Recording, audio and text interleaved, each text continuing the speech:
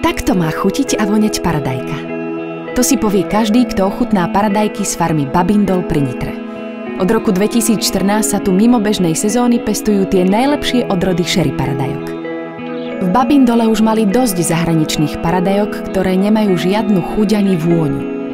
A tak priniesli na trh krásne červené paradajky s plnou chuťou a vôňou, akú si ešte pamätáme z detstva.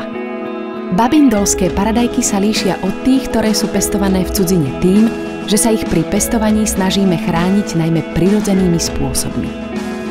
Paradajky zo zahraničia sa oberajú, keď ešte nie sú dozreté a tak dozrievajú až v kamiónoch. Zatiaľ čo tie naše zbierame, keď sú úplne zrelé. Preto je ich chuť, vôňa a celková kvalita neporovnateľne lepšia. Naše paradajky si môžete kúpiť priamo u nás na farme alebo cez niektorého z našich obchodných partnerov. Farma Babindol. Tak má chutiť paradajka.